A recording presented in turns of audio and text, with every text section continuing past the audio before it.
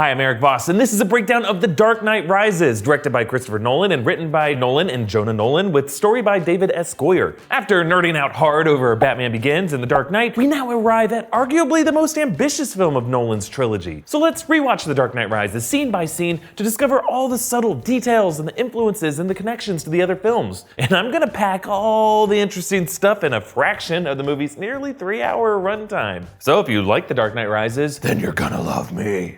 Yeah, voices. Let's get started! The Dark Knight Rises opens similarly to the first two movies of the trilogy, with the Batman logo emerging from some elemental imagery that foreshadows the hero's coming struggle. Batman Begins derived the Batman logo from the swarm of bats for Bruce's struggle to construct his identity from that which he fears. The Dark Knight showed the Batman logo engulfed in flames for Batman's trial by fire by the Joker. And now the Batman logo is formed by cracking ice. The ice foreshadows the literal ice that the condemned Gothamites are exiled out upon, but also the breaking of Batman's body and soul by Bane. Each of these three movies can be boiled down to one thematic word. Batman Begins was about fear, The Dark Knight was about chaos, and this movie is all about pain. Opening with the Batman logo being created by breaking ice conveys the theme of this film, that pain and suffering are necessary for a hero to rise. A thematic counterpoint to the Joker's opening declaration, that whatever doesn't kill you makes you not stranger, but stronger. Over this image, we hear the voice of Commissioner Gordon delivering the end of Harvey Dent's eulogy, which we saw at the end of The Dark Knight. This reminds us of that noble lie that Gordon told about Gotham's White Knight, the hero Gotham needed right then to inspire them into public service and to look down upon the world of shadows. But it warns us that this movie will deal with the consequences of that noble lie, how that sunny inspiration resulted in a blind spot, seething resentment in Gotham's underworld, waiting to be provoked and weaponized. And right after this, Nolan introduces the threat that will exploit that blind spot. Bane. He hijacks and crashes his plane. The CIA agent here, Bill Wilson, is played by Aidan Gillen, aka Littlefinger from Game of Thrones. Pretty much all the smaller parts in this movie are somebody you'll recognize because everybody wanted to be in this movie. Littlefinger uses a little game, making the mercenaries think he's killing their friends, but really just trying to get info on Bane. But of course, he's really just a part of a larger game that he doesn't know about. This parallels a moment in The Dark Knight. Remember, Harvey Dent tried to play a game by flipping a coin to force a confession, but he didn't realize that he was just playing right into the Joker's game to corrupt him. Meanwhile, Bane's moves are echoing the Joker, intentionally getting himself caught to position himself to enact an even more heinous plan. Bane is played by Tom Hardy, whom Nolan had just worked with in the movie Inception. As opposed to that one-dimensional, monstrous version of Bane from Batman and Robin, Nolan and Hardy went back to the source material. In the DC Comics, Bane is more of an intellectual figure, the one Batman villain known to really break the bat, both physically and psychologically, which is something he does in the famous Nightfall comic, which was a major influence on this movie. Bane spent his childhood in a prison in the fictional Caribbean country of Santa Prisca, working out and educating himself. And the comic version of the guy wears an apparatus that pumps him with a steroid that gives him temporary super strength. In the movie, Hardy's strength is natural. He gained 30 pounds for the role, and if you look closely, you can see Bane snapping the zip tie behind his back. Bro just lifts. And of course, there's Hardy's voice. Crashing displayed. Something he was given quite a bit of grief over. But this wasn't a random choice. Hardy actually based the voice on Bartley Gorman. When I get men in front of me, they try to kill me. They try to wipe me off the face of the earth. He was a UK bare-knuckle boxing champion, a physical, fierce presence, and a major badass, but he just had a very particular voice. Hardy invoked this voice along with the intellectual backstory of Bane to give him this very particular way of talking. With no survivors. By the way, Gorman was also a Romani, so Hardy was inspired by that ethnic backstory as opposed to the traditional Latino backstory of Bane. And we learn later that Bane's mask here gives him an anesthetic for the pain, for the mutilations he received in prison. So kind of like the Joker, these battle scars make him a more fearsome presence. Like you just don't screw around with men who clearly live in constant pain. It almost suggests the idea that if you were to hit them, they wouldn't feel the pain that you try to induce on them. Nolan has said that each of his Batman movies are defined by their villains more than the hero. And it's interesting that Bane, along with Ra's al Ghul and the Joker, begins this movie hiding in plain sight as well, patiently listening to others spreading the rumors about him and waiting for the right moment to reveal himself. Nolan also put a lot of thought into making the villains true ideological opposites to the hero. No one cared who I was till I put on the mask. Both Bane and Batman are ex-members of the League of Shadows, and they both wear masks. They're really two sides of the same coin. Batman has shared a similar duality with all of the villains of these movies. Each are opposite ends on a different axis. Now, Batman and Bane, along with Talia al Ghul, we later learn, exist on the axis of cruelty. Remember, Bruce left the League of Shadows because it was too cruel, whereas Bane was excommunicated because he was too cruel. Bane and Talia share Raz's cynicism, but they escalate his fear tactics to be even more sadistic. This scene gives us a powerful example of Bane's extreme nature. You're a big guy. For you. Yeah, well, sure, that, but also... No! They expect one of us in the wreckage, brother. Have we started the fire? Yes. The fire rises. So a few things here. One, this shows us that Bane's men are so zealous that they're willing to give up their lives just for this cause. The Fire Rises is also a direct quote from Charles Dickens' novel A Tale of Two Cities, which was a major literary inspiration for the movie. A Tale of Two Cities focuses on economic inequality and social upheaval during the French Revolution. I'll actually point out more A Tale of Two Cities references as we go. Then we hear the musical theme that Hans Zimmer composed for Bane. Zimmer mixed in his traditional heavy percussion with this Moroccan chant. It's the same chant that Bruce later hears in the prison. It's the phrase Deshi Basara, which translates to rise up. The overhead shot of the plane dropping away from Bane and Pavel, it's just amazing. Nolan said this whole sequence was actually his favorite part to shoot of the entire trilogy. There's a ton of practical components and stunts and special effects that went into pulling this whole thing off. You can almost see Nolan kind of pre-storyboarding his shots in Dunkirk while he was directing this. Also, all of this was shot in the IMAX aspect ratio. Nolan experimented with using IMAX 70mm film in The Dark Knight for some of the scenes, but now in Rises, he shoots as much as possible in IMAX, sometimes cutting back to normal 35mm within the same scene just because IMAX cameras are really too loud to record audio with. We move on to Gotham City, which you'll notice looks different from the previous two films. Nolan based Gotham in the first two movies on the city of Chicago, but here Nolan escalates the look of the city by including shots of New York, Los Angeles, and Pittsburgh. Everything in The Dark Knight Rises is on a much larger scale than it was in the previous film.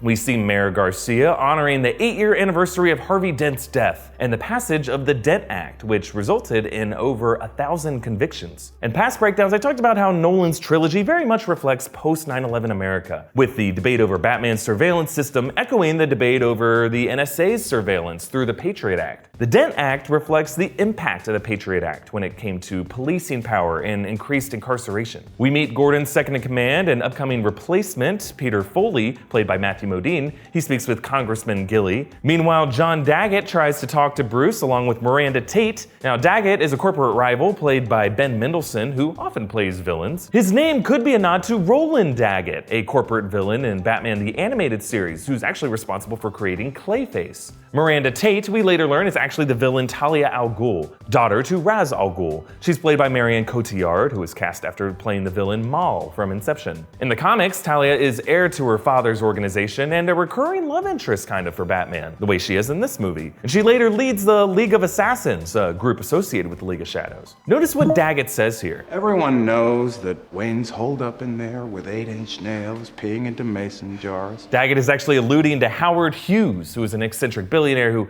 became an infamous recluse in his later years, which is a fairly apt description for Bruce Wayne at the beginning of this movie. It's interesting how one of Hughes' last great public feats was piloting the Spruce Goose. It was an all-wooden airplane that he flew out over the ocean. Interestingly, Bruce follows a similar arc in this movie. He finally returns from his seclusion, and he ends by showing off his aviation skills. We also meet Selina Kyle, Anne Hathaway. She's disguised as a maid, and she breaks into Bruce's private quarters to rob him. Selina Kyle is, of course, Catwoman, though this movie never explicitly labels her as such. The closest we get are a few newspaper headlines that refer to her as the Cat for her cat burglarine. The pearl necklace that she steals belonged to Bruce's mother, Martha! Remember, we saw that necklace break in the flashback in Batman Begins, suggesting that Bruce has now reassembled it. The fact that Bruce is so reluctant to part ways with this necklace shows that he still hasn't truly gotten over the deaths of his parents, or the death of Rachel Dawes, whose photo sits beside the photo of his parents on his grieving desk. Bruce is clearly broken at the beginning of this film. His body is broken, he needs a cane after all of his internal injuries over the years, and his heart is broken over the people he's lost. We'll see how the events of this movie transition him from being a broken person to a whole person. And of course, this older, cane-sporting version of the character Bruce Wayne is taken from Frank Miller's The Dark Knight Returns comic, which I've mentioned is a major influence for all three of these movies. Also, notice Selina's exit.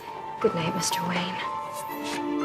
This could be a nod to Letty Lamar. That was the real-life original inspiration for the Catwoman character. She was someone Hathaway studied intensively in preparation for the role. Lamar famously told a tall tale, claiming to have escaped from her possessive arms dealer husband by dressing up as a maid and collecting all of her jewelry and jumping out a window. Gordon meets with John Blake. He's a cop played by Joseph Gordon-Levitt, another one of Nolan's Inception cast members to make it into this movie. And this movie features Alfred retracing his footsteps from The Dark Knight, serving food to Master Bruce just to find him not there, so instead he descends down into Bruce's man cave. And like in Batman Begins, the Batcave is accessed through a 3-note sequence on the piano.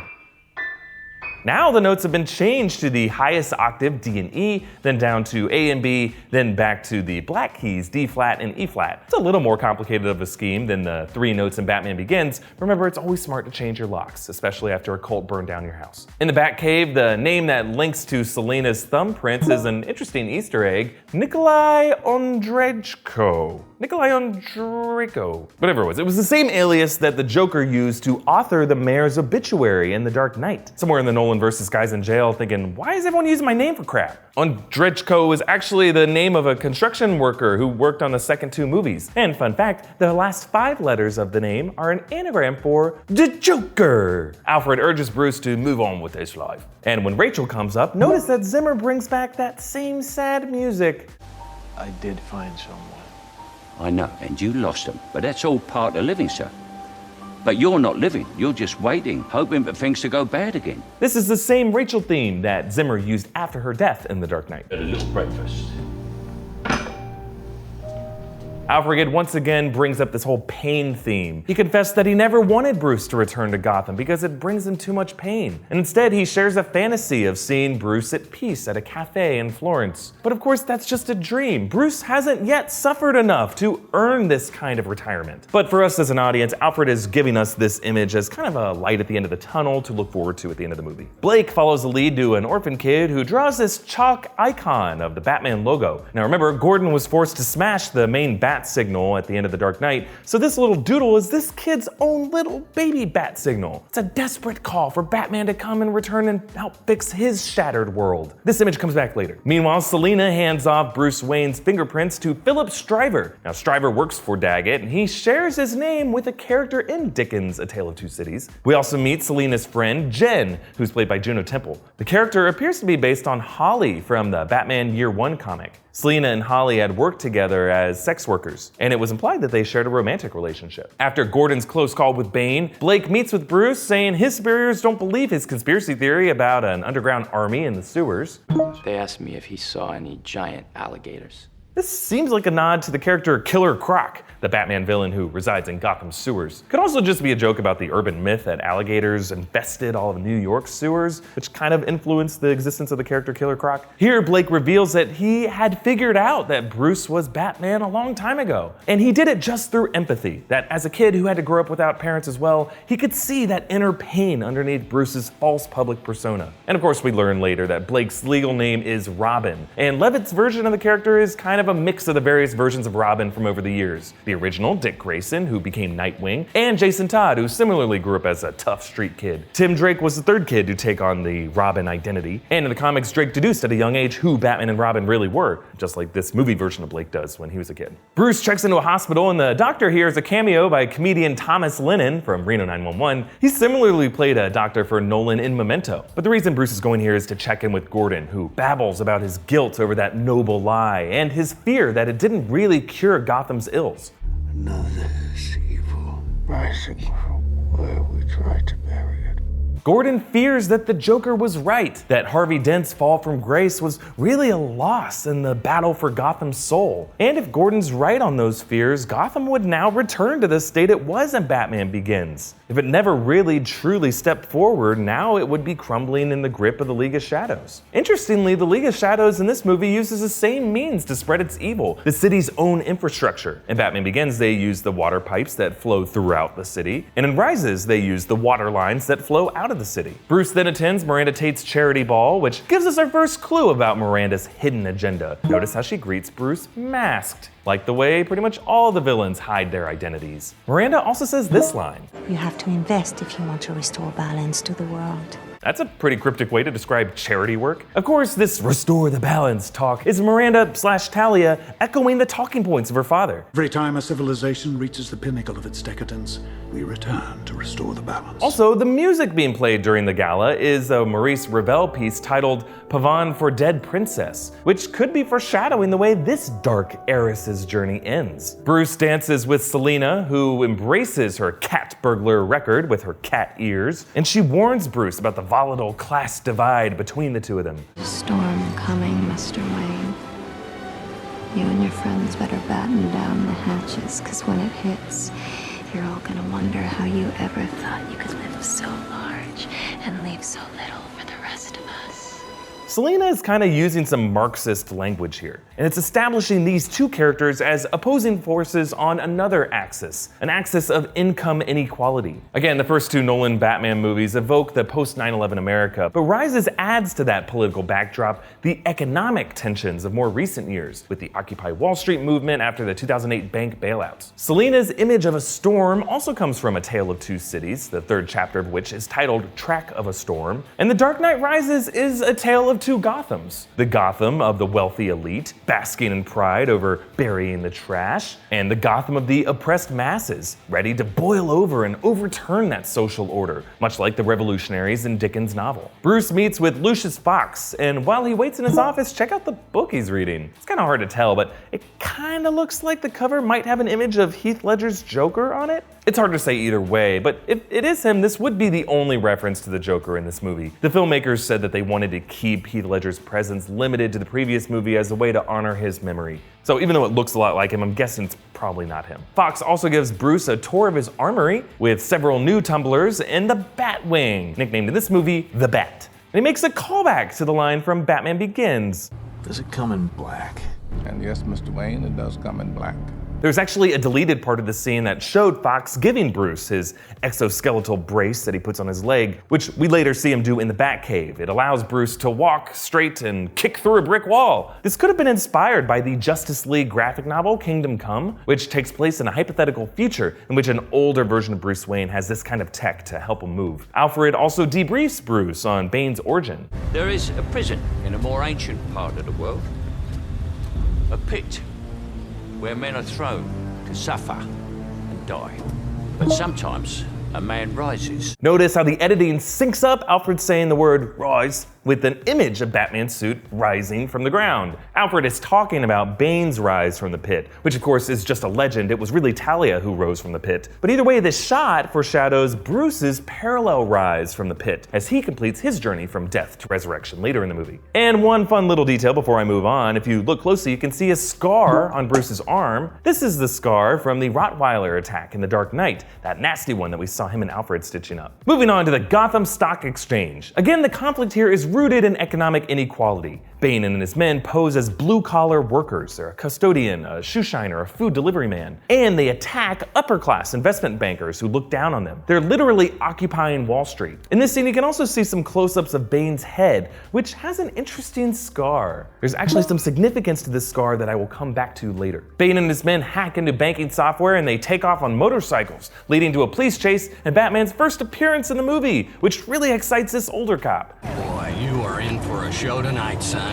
This exchange between veteran and rookie cop is lifted directly from Miller's The Dark Knight Returns. While this all goes down, we see Selina cat burglaring again, and I love the costume design of her goggles, which she lifts up over her head to kind of look like cat ears. This is yet another example of Nolan justifying character design from the comics with practical functionality. And another detail I liked about this sequence, notice the close-up of the tablet. It shows that it will take another 90 seconds for the application to go through. Nolan edits the rest of this sequence to transpire in real time, so that exactly 90 seconds in our time later, the countdown expires and we see Batman looking at the tablet right as the application completes. Nolan in general is extremely particular about the passage of time in his movies, and while he doesn't play around with it in these movies as much as he does in Inception or Memento, he still has his eye on the clock, just as we saw in that similar specificity with the timers in the Hong Kong sequence of The Dark Knight. He does it again later in this movie, I'll point it out when we get there. You may have noticed that the background of this chase looks a little different from the ones in in The Dark Knight. That was all shot in Chicago. This is in downtown Los Angeles. Nolan shot this part here because the freeways of downtown LA are known for a mess of overlapping on-ramps. Confuse the hell out of me all the time. Batman uses these to Evel Knievel over the cops with the Batpod. But then Batman ditches the Batpod for the Bat. And notice how when it first emerges from the shadows of the alley,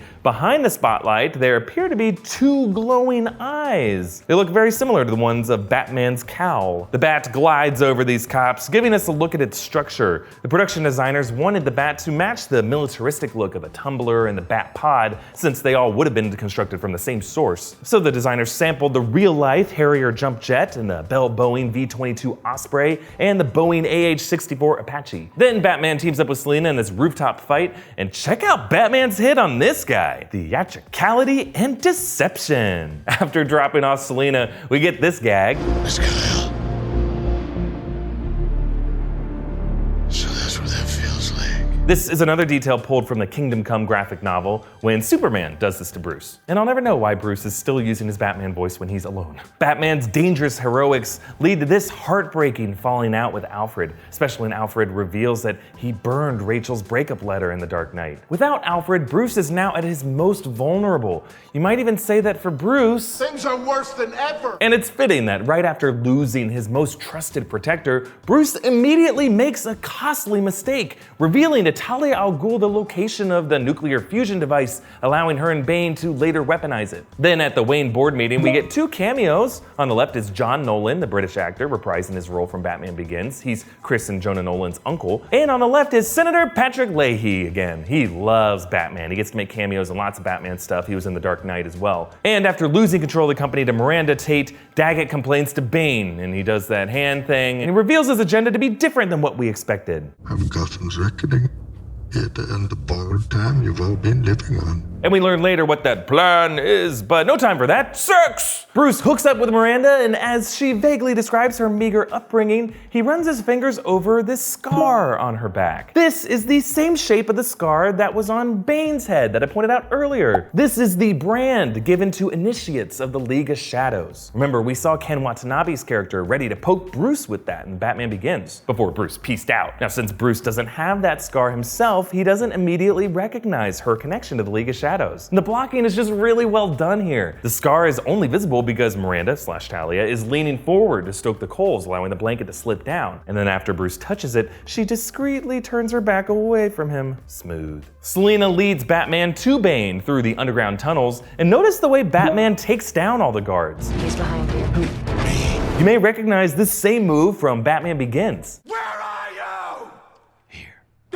This whole march is kind of directed like a highlight reel for Batman. It's designed to give us this false sense of confidence so that it hurts so much more to see Batman fail against Bane. And you can really feel the weight of the fight between these two heavyweights. Nolan actually uses a few cinematic tricks to make Bane appear even more physically imposing than Batman. Notice how he shoots Bane from an upward pointed angle, as if Batman is down below him looking up at him. Also, if you listen closely, you can hear that the sound designers amplified Bane's footsteps so that he makes heavy thuds, whereas Batman's footsteps are quieter. Usually, Batman's advantage is the stealth techniques he learned from the League of Shadows. But since Bane had the same training, that advantage is gone. Theatricality and deception. Powerful agents to the uninitiated. Bane is echoing Ra's al Ghul's old techniques to mock Batman for assuming he's unique. Theatricality and deception are powerful agents. Bane declares that he has returned to fulfill Ra's al Ghul's destiny, which is a plot point inspired from the Legacy storyline in the comics, in which Bane becomes Raz's successor and plots with the League of Shadows to destroy Gotham. Batman tries to cut the lights, but Bane's response here is interesting. Do you think darkness is your ally? You merely adopted the dark. I was born in it, molded by it. I didn't see the light until I was already a man. By then it was nothing to me but blinding. To those paying attention here, Bane just revealed that he couldn't have been the child from the Pit legend if he didn't see the daylight until he was a man. The child who escaped must have been someone else. Also, notice how Nolan circles the camera around Bane. using the same whirlwind camera movement that he used to convey the Joker's tornado-like force on the hero in The Dark Knight. Selina promised Bruce that a storm was coming, and now Batman is in the middle of it, leading us to the snap heard around the world. I was wondering what would break first. Your spirit?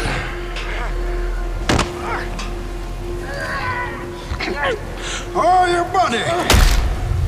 Bane lifting Batman and breaking his spine on his knee was straight out of the Nightfall comic. It's really one of the most memorable images in Batman history. And Bane walks away, dropping Batman's shattered cowl. This recalls the image early in Batman Begins, when Bruce was still able to crack early models of his cowl. Essentially, Bane is reverting Bruce back to that early, powerless, pre-Batman state. Bane takes Batman to the same prison he did time in. I'm guessing somewhere in Morocco, since the prisoner's rise chant is in Moroccan. And here, Bane reveals his true agenda. As I terrorize Gotham, I will feed its people hope to poison their souls. And then, when it is done, and Gotham is ashes, then you have my permission to die. So, despite The Dark Knight Rises' political backdrop of economic inequality, Bane explains that the politics is just a distraction, a red herring. Ultimately, Bane isn't an ideologue, he's just a terrorist using politics to destabilize society before he fries it. And that is even more messed up than Ra's al Ghul's plan. Say what you will about Ra's, but at least he didn't intend on gradually wearing down Gotham's hope over a 5-month occupation period. That's just cruel, guys. And as Bruce tries and fails to escape, Bane begins his takeover of Gotham with this very cool sequence at the football game. Now, this was all shot at Heinz Field in Pittsburgh. That's where the Steelers play. That explains why Gotham's colors are black and yellow, black and yellow, black and yellow. And many of the Steelers players actually make cameos here as players on the Gotham City Rogues. You can actually see their names appearing on the backs of their jerseys. There's Heinz Ward and Ben Roethlisberger, Troy Polamalu, Willie Cullen, Marquise Pouncey, Mike Wallace, Heath Miller, Aaron Smith, Ryan Clark, James Ferrier, Lamar Woodley, and Casey Hampton. Former Steelers coach Bill Cowher cameos as the Rogues coach. Meanwhile, the punter for Rapid City is a cameo by Pittsburgh's then mayor, Luke Ravenstahl. He was a kicker on his college football team. The crowd in the stands are real residents of Pittsburgh. They were told to wear black and yellow and that they could bring their own signs so long as they didn't have profanity on them. And if you look closely, you can see this one dude's R for Rogues is the same design as the Robin R on Tim Drake's suit. He had no way of knowing Robin would be in this movie, but it just worked out as a nice coincidence. Bane's demolition of this field is pretty frightening. Just look how sad Heinz Ward looks. He's like, I gotta work on my awareness. And Nolan combines this spectacle with the wide shots of demolitions around the city. By mixing in aerial shots of real-life Manhattan, Nolan once again reflects the 9/11 imagery that provided the fear-based thematic underpinnings for his Batman series. He includes this shot of downtown Manhattan with digitally constructed bridges to New Jersey. He added 3 more, though I don't know why you'd want more bridges to New Jersey. And prominently in the center of the shot is Freedom Tower. It was still under construction when the movie was being shot. The collapsing bridges definitely trigger the memory of the collapsing towers that this tower memorializes. Also, fun detail here, if you look closely, you can see the triple-tiered Gotham train line, which was also digitally inserted in the city. Bane snaps the neck of Dr. Pavel, assuring Gotham that there's no chance that this bomb can be defused. And he declares that an anonymous, ordinary citizen of Gotham holds the trigger, someone he identifies as a hero. This is another parallelism between Bane and Batman. Earlier, Batman explained how the concept of Batman relies on the idea that Batman could be any face in the crowd. Batman could be anybody. That was the point. Bane flips this idea on its head. Instead of any face in the crowd could be a hero, now any face in the crowd could be a mass murderer. And then Bane gives this big speech outside Blackgate Prison. Now, this whole section of the movie parallels the French Revolution. Blackgate is based on the Bastille. It was a fortress in Paris where political dissidents were imprisoned. It was raided by protesters on July 14th, 1789, and that is why the French celebrate Bastille Day. Bane is evoking historical revolutionaries like Maximilien Robespierre, whom many historians credit with the most violent excesses, the kangaroo courts and the public executions of the Reign of Terror in the French Revolution period. And real political scientists have actually analyzed Bane's actions in this movie, comparing him to Che Guevara in Cuba. And notice the design of Bane's coat. It's a mix of a French Revolution frock coat and a Swedish army jacket. It's intended to make Bane look equally like a dictator and a revolutionary. And after revealing Gordon's noble lie, Bane tears this photo of Harvey Dent. And notice how he rips it right down the center of Dent's face. It's transforming this false image of Harvey's legacy as this inspirational hero to the man torn in half that he secretly became. Gotham's transformation into a war zone was inspired by the No Man's Land storyline in the comics, in which Gotham City becomes an apocalyptic gangland territory cut off from the rest of the United States. Back in the pit, Bruce learns more about the legend of the child of Ra's al Ghul, and then, speak of the devil, he visits him as a ghostly hallucination as Bruce's backbone heals. I told you I was immortal.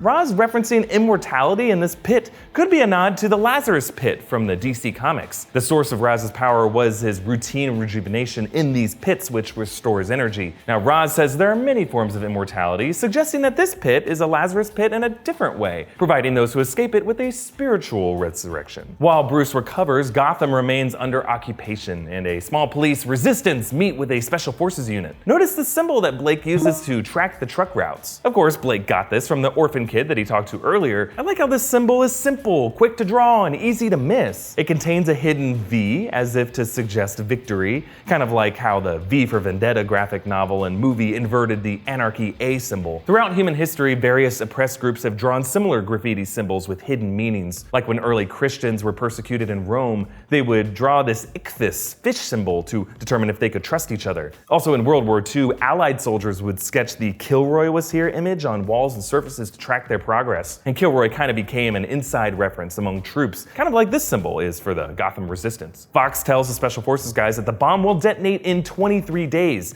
which gives us a sense of this movie's timeline. Earlier, when the bomb was built, Bane said that the core would destabilize in 5 months. So while Nolan implies the passage of time by blanketing Gotham in snow, we can actually estimate that the city has been under occupation and Bruce has been in prison recovering for a little over 4 months. Bane catches the Special Forces and publicly executes them, again evoking those radical French revolutionaries and their use of the guillotine. Bruce reacts to this with another failed escape attempt, resulting in this interesting flashback.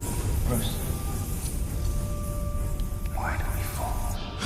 So Nolan is linking this circular imagery of Bruce looking upward out of the prison to one of the very first shots we saw in Batman Begins in the well. It looks almost identical. This connection is thematically connecting Bruce's formative moment as a child with his redemption as a man. Bruce once realized that he needed the fear from that trauma of falling in the well and being attacked by bats. That fear became the source of his strength. This movie is suggesting that pain works the same way. Bruce needed to be broken and buried at literal rock bottom so that he can learn how to live with and fight through devastating pain, something every hero and every person must do at some point in their lives. So in Bruce's case, he returns himself to that state of fear by refusing the safety rope, something very stupid. And the universe gives him one last little scare right before the big jump.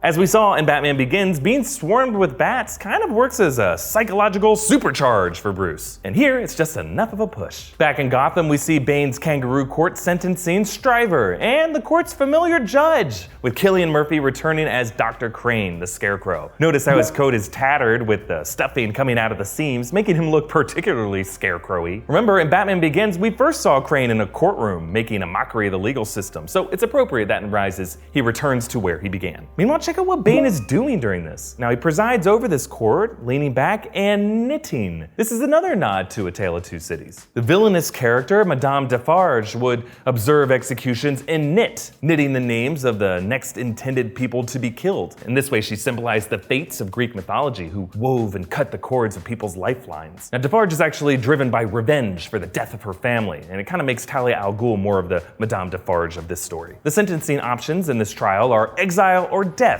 with exile meaning a deadly walk over the ice. This visual is a callback to Batman Begins, when Bruce was with the League of Shadows and Raz punished him in a similar way. Bruce returns to Gotham, reuniting with Selina, and if you're wondering how Bruce got halfway around the world so quickly, keep in mind we just heard Gordon tell his men that the bomb has another 18 hours until detonation. Subtracting that from Fox's earlier statement of 23 days, that kind of places Bruce's escape somewhere in this 2 to 3 week window. To me, that's enough time for a guy to cross the globe and return to a city that he is a proven master of getting around in undetected, so maybe don't get too hung up on the timeline stuff in this movie. When they're detained, Miranda says this to Bruce.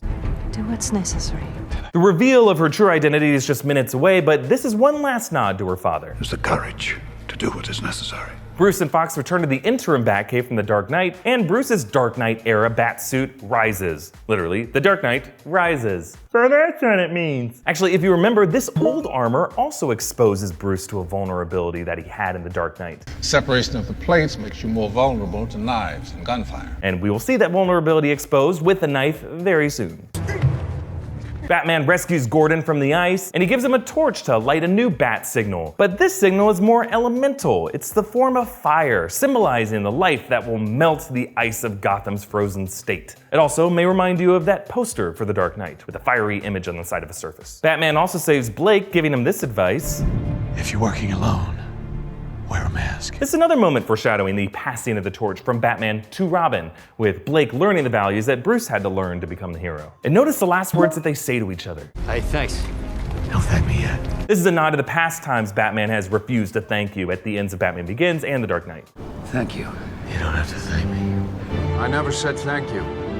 And you'll never have to. Moving on to this climactic street battle. Notice how it takes place in daylight, which is a change from the climaxes of the first two movies, which remember took place at night. The dawn setting represents Batman's resurrection from despair. Some political misinterpretations of this movie have criticized the choice to have this final battle take place with the good guys being the cops, beating up revolutionaries preaching leftist ideals. But again, this movie is not about that kind of partisan politics. If anything, the images of tattered American flags and the weary, unwashed police officers more closely evokes the first responders after the 9/11 attacks. Whatever you believe, there's no denying the heroism of a first responder crawling through collapsed rubble in the aftermath of a terrorist attack in a city. It's just one of the reasons why we really feel the need for these cops to win the day. And I love the music arrangement of this sequence.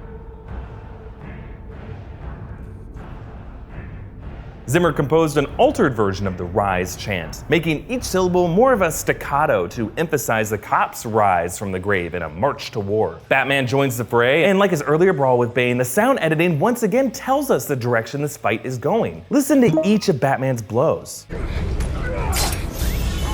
They added a little metallic clink to each punch, indicating that Batman is making contact with the tubes of Bane's mask. These clinks lead to the first moment Batman actually draws blood, kind of. Like any good boxing match in a movie, this shakes up the antagonist and leads to the knockout. Sure, Selina may be the one to actually finish off Bane later on, but for dramatic purposes, this is Bane's defeat, because he's replaced by the movie's true villain in this moment, Talia al Ghul. Talia waxes poetic about knives. It's the slow knife. The knife that takes its time. The knife that waits years without forgetting. Talia is echoing the Joker in The Dark Knight, who remember had similar reasons for preferring knives as his weapon of choice. Want to know why I use a knife? Guns are too quick. You can't savor all the little emotions. Selina saves Batman, leading to this race to the bomb. The shots of the Bat gliding low through the city just look so vivid. The crew actually used a practical prop craft that they had to build, and then they rolled it on a wheeled vehicle. They removed the vehicle in post. Actually, if you look closely, you can see that they included a dummy of Batman in his suit in the cockpit. We see the bomb counting down from about 11.5 minutes, and like with the timer on the tablet earlier, Nolan once again stays pretty faithful to his own countdown. The various times it cuts back to the timer throughout the sequence don't always line up with the movie's time code, but when the bomb eventually goes off over the water, it's about 11 minutes later in real time. So that way Nolan kind of avoids the stretching or bending of time that action movies tend to do with the ticking clock. Batman's end, or so we think, recalls another formative moment from Batman Begins, the deaths of his parents. He reveals his identity to Gordon by reminding him about how Gordon once consoled him. And listen to the music that plays as Bruce soars out over the ocean. This is that same choir boy solo that played when Bruce knelt over his slain parents. Now we hear it over Blake, because this is a parallel formative moment for this upcoming hero, the moment that he sees his parental figure die. A montage shows us the city recovering as we hear a voiceover by Commissioner Gordon. It is a far, far better thing that I do than I have ever done. It is a far, far better rest that I go to